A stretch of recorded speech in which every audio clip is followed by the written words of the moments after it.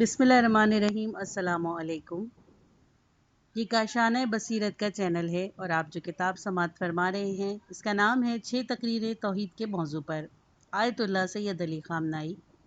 तर्जुमा किया है इसका मौलाना सज्जाद हुसैन मेहदवी ने। आइए सुनते हैं इसका पार्ट नंबर 3, सफ़ा नंबर 30।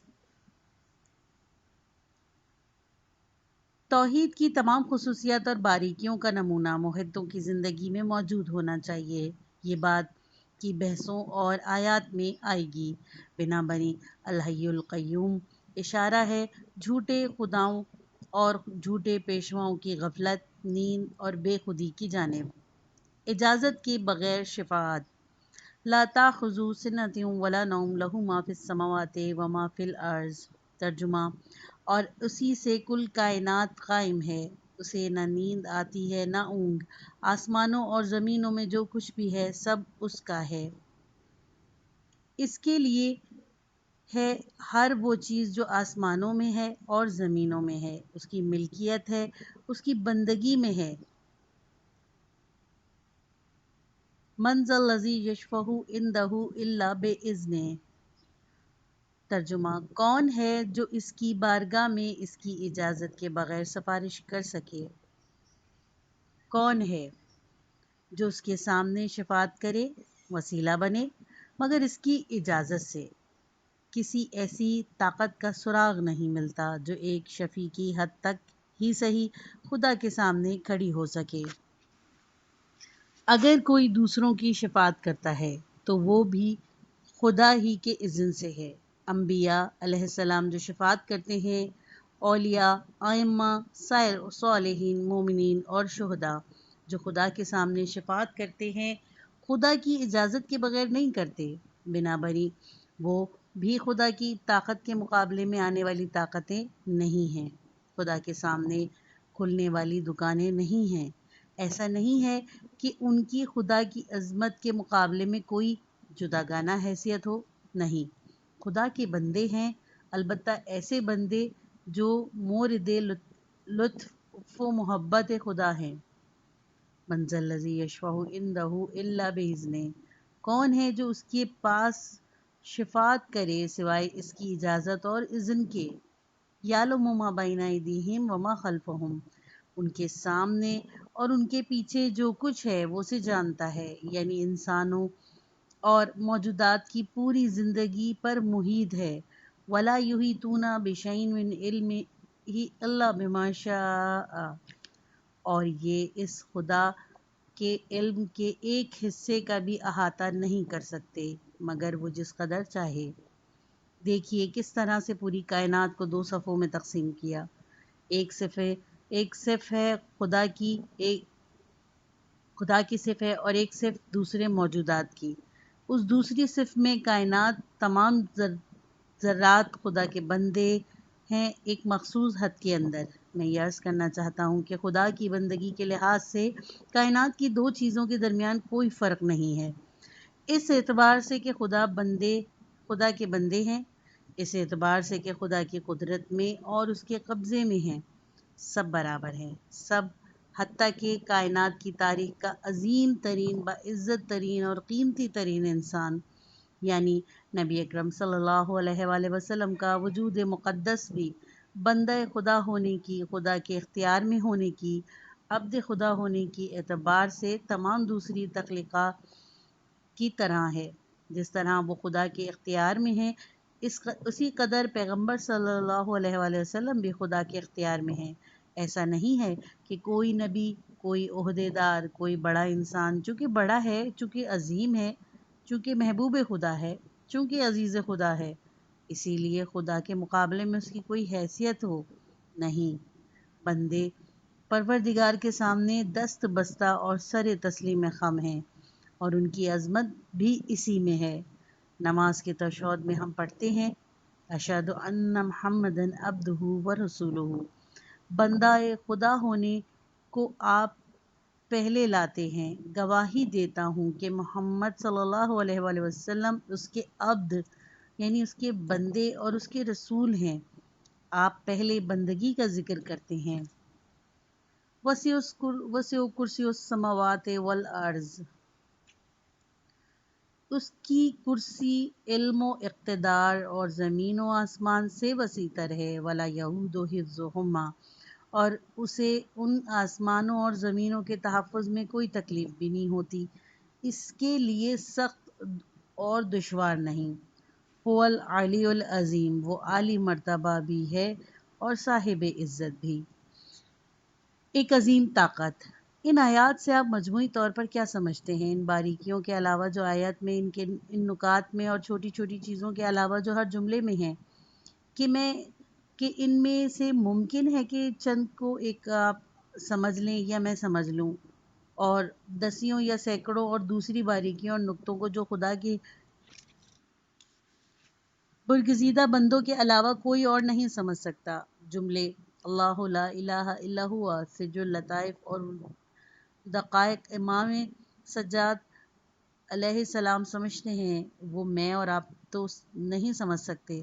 ان باریکیوں کو، ان نکات کو، ان مسائل اجتماعی اور اقتصادی کے علاوہ جو یہاں پر ہیں، آپ اس سے مجموعی طور پر کیا سمجھتے ہیں؟ مجموعی طور پر اس سے خدا کے بارے میں اسلام کا نظریہ اچھی طرح سمجھ سکتے ہیں۔ وہ کیا ہے؟ اور وہ یہ ہے کہ وجود کے ہر حصے میں خدا کے نام کی ایک طاقت ہے۔ طاقت کا مرکز علم و حیات و قدرت کا مرکز بنام خدا ہے۔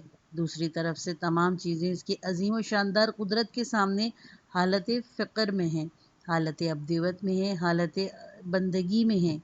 سب کے سب اس کے مرکز قدرت کے مقابلے میں عبودیت کے اعتبار سے کائنات کی چیزوں کے درمیان کوئی فرق بھی نہیں ہے۔ ایک معمولی ذرے سے ایک عظیم کہکشاں تک، ایک مومن سے لے کر ایک کافر تک، ایک بے قیمت چیز سے لے کر ایک عظیم انسان تک، سب اس کی ذات کے مقابلے میں دست بستہ سر تسلیم خم، عبد، بندے اور غلام ہیں۔ جو لفظ بھی استعمال کرنا چاہیں کر لیں۔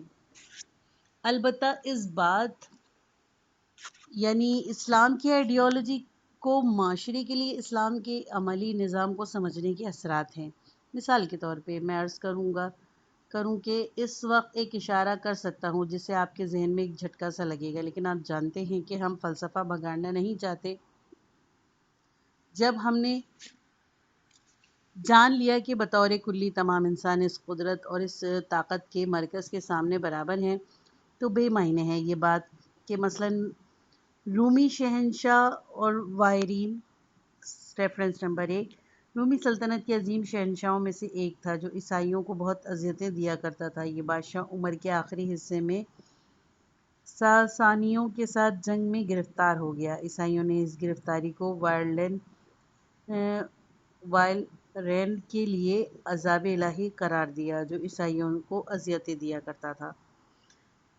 وائلرین کے غرور و تکبر کی حالت میں ایک مجسمہ بنا دیا جائے جس میں ایک غلام اس کے پیروں میں گرا ہوا ہے، اور ہم کہیں گے کہ کیوں، کس وجہ سے؟ کیا اس شہنشاہ نے بندگان خدا کی صفت کے علاوہ کوئی دوسری صفت حاصل کر لی ہے؟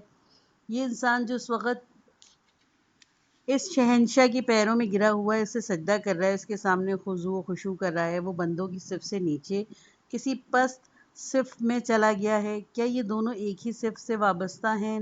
نہیں ہیں۔ پھر ایسا کیوں ہے؟ دیکھیے، اگر یہ تصور جہان، یہ سوچ کائنات کا یہ تحمل نہ ہو تو دنیا کی بڑی سلطنتوں کے حکمران، تاریخ کے لڑاکا سردار، بڑے زمیندار اور دولت مند لوگ، اور وہ اشرافی طبقہ جو طول تاریخ میں موجود رہا ہے، کہ ہزاروں اور لاکھوں بندے اور غلام ان کے زیر قد اور مطیع فرمان تھے، یہ لوگ کہہ سکتے تھے کہ جناب میں تو منفرد ذات ہوں، میں اس سے مختلف ہوں، اسے میرے پیروں میں گرنا چاہیے اور مجھے اس کے سر پر پیر رکھنا چاہیے، مجھے اس پر حکمرانی کے لیے خلق کیا گیا ہے اور اسے فرما برداری کے لیے پیدا کیا گیا ہے۔ میں آقائی کے لیے پیدا ہوا ہوں، وہ بدبختی اور بیچارگی کے لیے خلق ہوا ہے۔ میں اس کے خدا کا بندہ ہوں جس کی طاقت زیادہ ہے، اور وہ کسی ایسے خدا کا بندہ ہے جس کی صلاحیت کم ہے۔ ایسی ہی چیز جو بنی اسرائیل کہا کرتے تھے. بنی اسرائیل کہتے تھے کہ ہمارا خدا کائنات کا خدا یہوا. Reference number 1. یہودیوں کے نزدیک یہ خدا کا نام ہے جو توریت میں خدا پر اطلاق ہوتا ہے. اس کی دلالت خدائے یہود کے سرمد ہونے پر ہے، اور یہوا کا لطف و کرم بنی اسرائیل پر زیادہ ہے. ہندوستان کے مشرق بت پرست کہتے ہیں کہ معاشرہ 4 طبقوں میں تقسیم ہو جاتا ہے. ہر طبقے کا ایک مخصوص خدا ہے اور ایک مخصوص جگہ سے خلق ہوا ہے. لیکن اسلام کی خالص توحیدی سوچ کہتی ہے کہ تمام ممکنات اور موجودات ایک جگہ سے، ایک ہی مبدا سے، ایک ہی دست قدرت سے خلق ہوئے اور بنائے گئے ہیں. سب اس کے سامنے بندے اور غلام ہیں، سب اس کی قدرت کے ماتحت ہیں، سب اس کی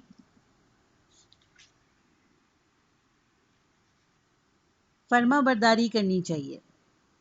کسی کو یہ حق نہیں کہ وہ اپنا سر کسی کے پیروں پر رکھے، جیسے کہ کسی کو یہ حق بھی نہیں ہے کہ وہ اپنا پیر کسی کے سر کے اوپر رکھے. جس طرح سے تمہیں یہ حق نہیں کہ تم اپنا پیر کسی کے سر پر رکھو، اسی طرح تمہیں یہ حق بھی نہیں ہے کہ تم اپنا سر کسی کے قدموں میں رکھو. کیوں؟ اسی لیے کہ دونوں صورتوں میں تم نے حق اور حقیقت کے برخلاف عمل کیا. جو شخص گھوڑے پر بیٹھا ہے اور بندے اور غلام اس کے گھوڑے کے سموں کے نیچے ہاتھ پیر مارے ہوئے ہیں، اور اس میں اور ان بندوں اور غلامی میں کوئی فرق نہیں ہے. لہو ما فی السماوات و ما فی الارض من ذا الذی یشفع عندہ الا باذنہ. کون ہے جو اس سے زیادہ نزدیک ہے؟ کون ہے جس کے پاس اس کے مقابلے میں کوئی طاقت ہے؟ کون ہے جو اس کی ذات کے سامنے کھڑا ہو سکے؟ ہاں، الا باذنہ. کچھ لوگ شفاعت کر سکتے ہیں لیکن اس کی اجازت سے. وہ ہرگز جابروں کو شفاعت کی اجازت نہیں دیتا. ائمہ کو شفاعت کی اجازت دیتا ہے. وہ ہرگز مفسدوں کو شفاعت کرنے یا شفاعت سے روکنے کی اجازت نہیں دیتا. انبیاء علیہ السلام کو، اولیاء رحمت اللہ کو، صالح کو اور شہداء کو اعلیٰ مقام رکھنے والے خاکساروں کو، ان بندوں کو جن پر دنیا کی زندگی تلخ اور زہر آگئیں گزری لیکن ان کی روح مضبوط ہو گئی، ذمہ داریوں کو ادا کرتے رہے، اپنے اوپر سختیاں کرتے رہے تاکہ ذمہ داریوں سے ایک قدم نزدیک ہو جائیں. وہ کر سکتے ہیں، وہ خدا کے پاس شفاعت کر سکتے ہیں، اور وہ بھی اس وجہ سے شفاعت کر سکتے ہیں کیونکہ انہوں نے خدا کی زیادہ بندگی کی ہے، کیونکہ خود کو خدا کی طاقت اور کے ماتحت زیادہ رکھا ہے. کسی نے پیغمبر صلی اللہ علیہ وآلہ وسلم کی طرح پیغمبر کے زمانے میں خدا کی بندگی نہیں کی.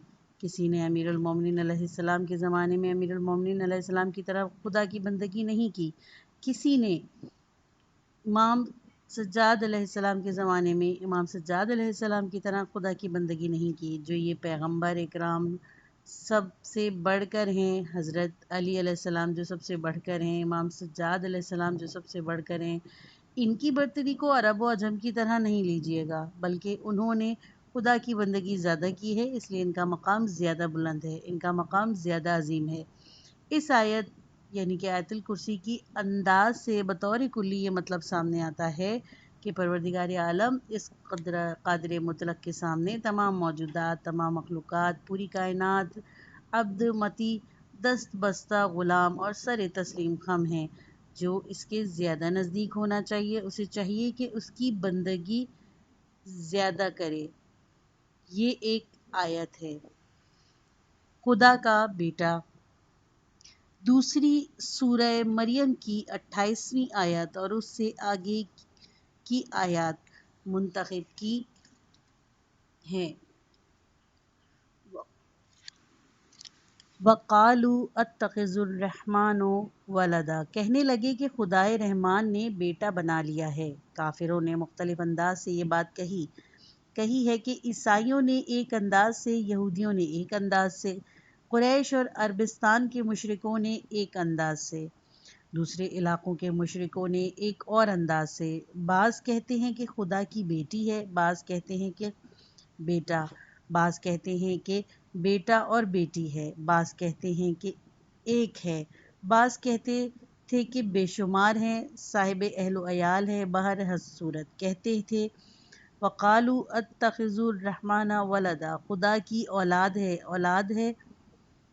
اولاد ہے کو کس کے حوالے سے کہتے تھے؟ اس نقطے پر غور کیجیے گا کہ خدا کا صاحب اولاد ہونا، جو کہ بعض مشرکوں، عیسائیوں، یہودیوں کا دعویٰ تھا، اس معنی میں تھا کہ کائنات کی مخلوق کے درمیان، موجودات کے درمیان کوئی ذات ایسی ہے جس کی نسبت خدا کے ساتھ بندہ ہونے کو نہیں ہے۔ غور فرمائیے گا، اولاد ہونے کی نسبت ہے، آقا کی اولاد ہے نہ کہ غلام، اگرچہ آقا نہیں ہے۔ یہودی یہ جو کہتے ہیں عزیز بن اللہ، یعنی عزیز پیغمبر خدا کا بیٹا ہے، وہ یہ کہنا چاہتے تھے کہ اگر کائنات کی تمام موجودات خدا کے بندے اور غلام ہیں تو عزیز اس سے مبرہ ہیں، وہ خدا کے بندے نہیں ہیں، وہ خدا کے بیٹے ہیں، خدا کے نور چشم ہیں۔ عیسائی بھی جو کہ یہی بات حضرت عیسیٰ علیہ السلام کے بارے میں کہتے ہیں، کفار بھی جو کہ لات و منات و عزا، ریفرنس نمبر 1 سورہ نجم کی آیت نمبر 19 اور 20 میں مشرکوں کے ان 3 بتوں کے نام آئے ہیں۔ کفار بھی جو کہ لات و منات و عزا کے لیے کہتے تھے کہ یہ اللہ کی بیٹیاں ہیں۔ یونان روم کے مشرک بھی جو کہ خدا کے لیے خدا کے بہت سارے بچوں اور آقا زادوں کے قائل تھے، ان سب کا بھی یہی خیال تھا، یعنی در حقیقت یہ 2 صفیں جن کو ہم نے مد نظر رکھا ہے، ایک خدا کی صف اور ایک تمام بندوں کی صف، موجودات کی صف میں یہ سب خدا کے لیے خدا کے سامنے سر تسلیم خم ہیں۔ ان 2 صفوں کو 3 صفیں بنا دیتے ہیں، کہتے ہیں کہ ہاں خدا کے بندے، خاص لوگ، بچے، آقا زادے، خدا زادے وغیرہ۔ سورہ مریم کی آیت اس بات کی نفی کرتی ہے۔ آیت کے آخری تک خوب غور و فکر کیجیے گا۔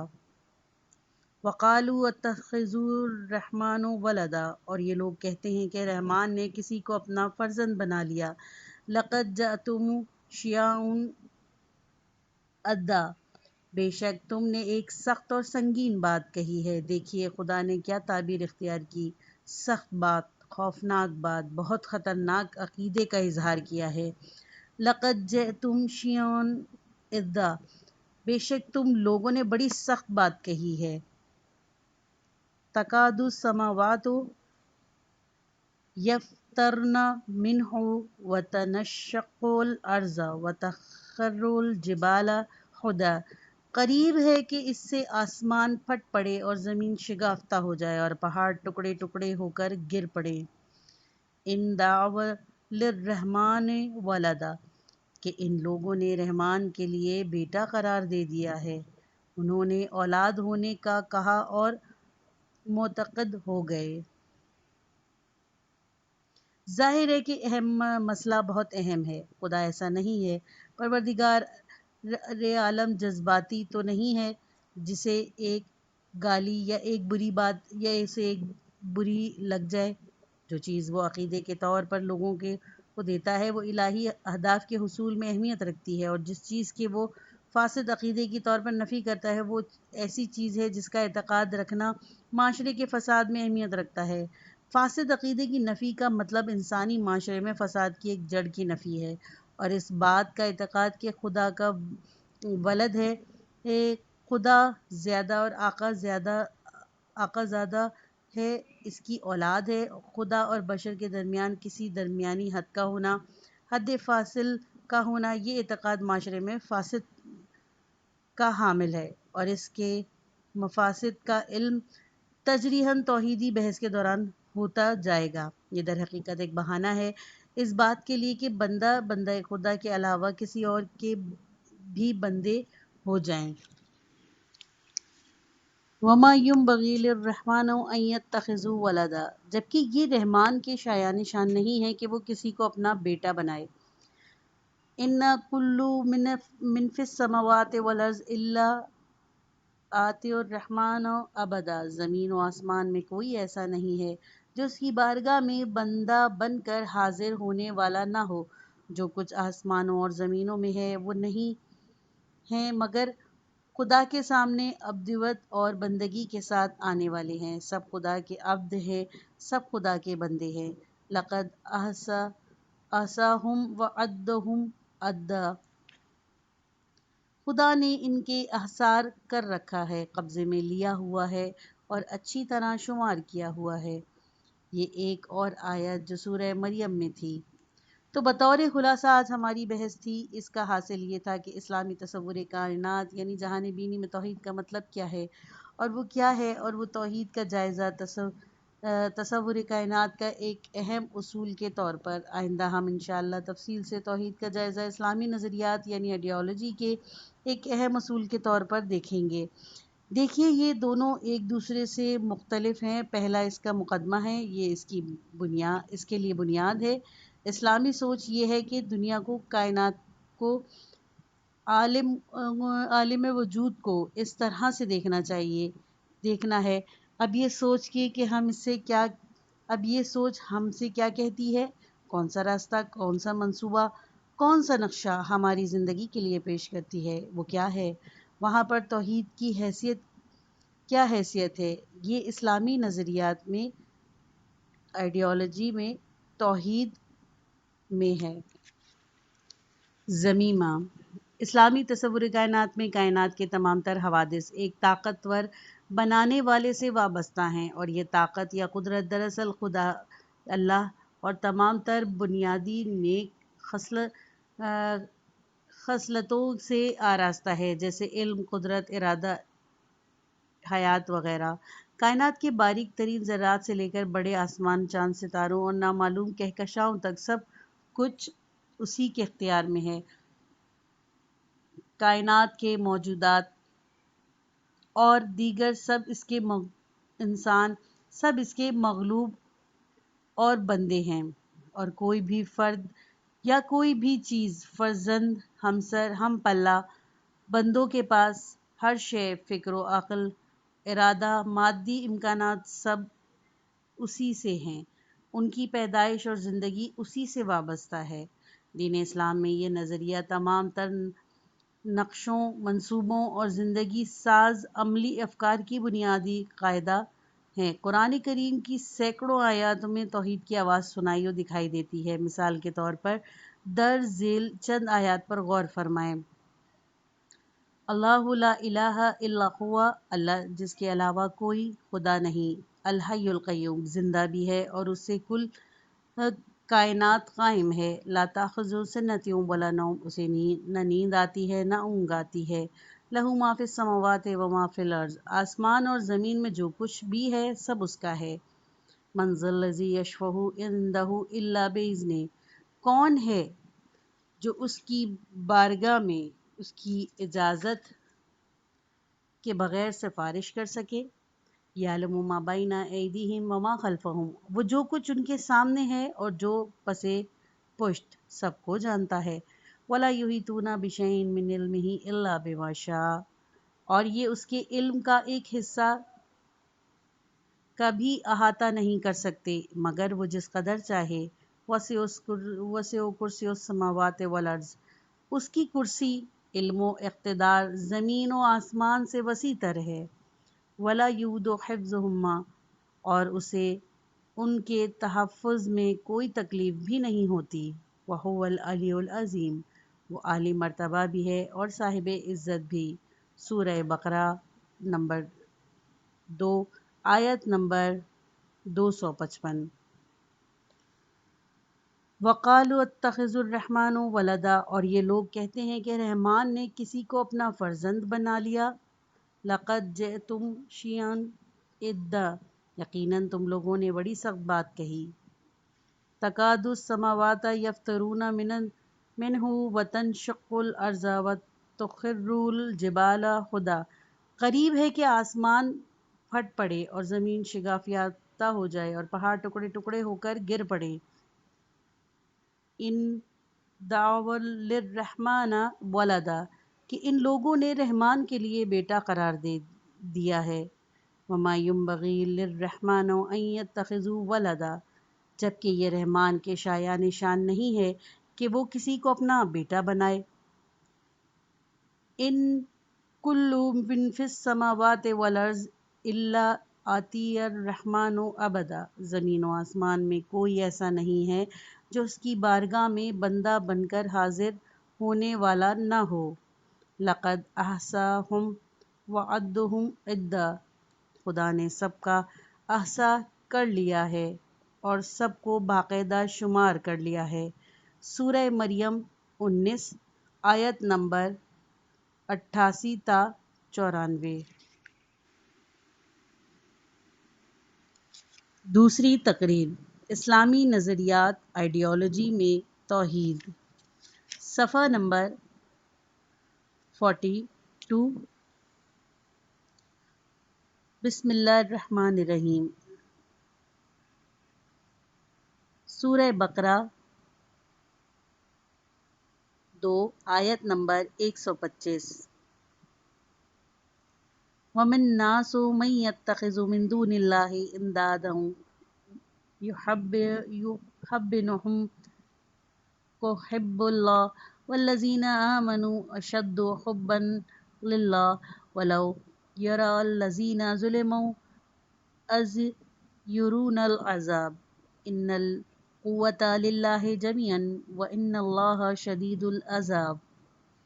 عظیم قوت الہی انسان کہتا ہے کہ جو کچھ ہم دیکھتے اور مشاہدہ کرتے ہیں اس کے ماوراء ایک برتر اور عظیم تر حقیقت موجود ہے۔ اگر وہ حقیقت نہ ہوتی تو یہ چیزیں وجود میں نہ آتی۔ مادی انسان کہتا ہے نہیں، جو کچھ ہم دیکھ رہے ہیں اس کے علاوہ ہم کسی چیز کے معتقد اور پابند نہیں ہو سکتے۔ لیبارٹریوں اور تجربہ گاہوں میں ہم نے بہت تلاش کیا، لیکن جس چیز کا آپ لوگ کہتے ہیں ہمیں کوئی اثرات نہیں ملتے۔ مادی اور الہی انسان کے اختلافات ہم ان کتابوں اور بحثوں کے لیے چھوڑ دیتے ہیں جو اسی مقصد کے لیے مخصوص ہیں۔ ہمارا یہ عقیدہ ہے کہ ہمارے دور کا مادہ پرست یعنی تاریخ کے ڈیموکریٹ سے ہمیں کوئی مطلب نہیں۔ زی مقناطیس، ریفرنس نمبر 1۔ ڈیموکریٹک یا زی مقناطیس 370 یا 460 قبل از مسیح یونان کا مشہور فلسفی ہے۔ اس کا کہنا ہے کہ اشیاء چھوٹے چھوٹے ناقابل تقسیم ذروں سے بنی ہیں جنہیں ایٹم کہا جاتا ہے۔ وہ روح کا معتقد نہیں اور اسے انسان کے مغز سے وابستہ سمجھتا ہے۔ اس کا خیال ہے کہ وہ واحد چیز ہے جو وجود رکھتی ہے اور وہ ایٹم اور مادہ ہے، اسی لیے اسے مادہ پرست کہتے ہیں۔ زی مقناطیس یا کوئی اور مادہ پرست ملحد دانشور جو 10 صدی پہلے یا 20 صدی پہلے یا 30 صدی پہلے زندگی گزار رہا تھا، اس سے ہماری کوئی بحث نہیں ہے۔ وہ مر گیا، اس کی ہڈیاں بھی مٹ چکی ہوں گی۔ اگر کہتا ہے کہ خدا نہیں ہے، اگر سمجھتا ہے کہ اس کائنات کا ماورا کوئی اور حقیقت وجود نہیں رکھتی، تو در حقیقت چونکہ وہ مکتب الہی سے فکری اور روحی طور پر مایوس ہوا ہے اسی لیے ایسی بات کرتا ہے۔ چونکہ اس کا خیال ہے کہ دنیا کی موجودات ساخت انسانوں کو منظم یعنی مینج کرنا، عدل کا قیام اور بے جا امتیازات کو ختم کرنا صرف اور صرف مادی مٹیریلسٹک، ریفرنس نمبر 2۔ مٹیریلزم یا مادی پرستی ایک قسم کا تصور کائنات جہان بینی ہے جس میں ماورائے مادہ اور ماورائے محسوسات ہر چیز کا انکار کیا جاتا ہے اور ہستی کو مادے کے برابر فرض کر لیا جاتا ہے۔ مٹیریلسٹک سوچ کے ذریعے ہی ممکن ہے، اس کی وجہ سے وہ الہیوں کے مکتب سے روگردانی کرتا ہے۔ اگر ہمارے زمانے کے پچھلے 50-60 برسوں کے اندر ان لوگوں پر غور کیا جائے جو بعض کاموں کی طرف مائل ہو گئے تھے، اگر ان لوگوں کا ایک مطالعہ کیا جائے تو ہمیں معلوم ہوگا کہ بات وہی ہے جس کی طرف ہم نے اشارہ کیا۔ اس وجہ سے نہیں کہ انہیں خدا سے کوئی ضد ہے یا اس لیے کہ خدا کے وجود پر کوئی قابل اطمینان دلیل موجود نہیں ہے۔ انہوں نے خدا کو مسترد یا قبول نہیں کیا۔ اس طرف سے بھی غالباً کوئی دلیل موجود نہیں۔ خدا کی نفی پر کوئی دلیل موجود نہیں ہے، نہ ابھی ہے نہ پہلے کبھی تھی۔ آپ کو ایک شخص بھی ایسا نہیں ملے گا جو یہ کہے کہ میں کہتا ہوں اس دلیل کی بنا پر خدا نہیں ہے۔ ایک شخص بھی نہیں۔ دنیا کے تمام مادہ پرستوں میں سے پہلے دن سے لے کر آج تک ایک شخص بھی ایسا نہیں ہے۔ یہ پارٹ ختم ہوا۔ سنیے اگلا پارٹ۔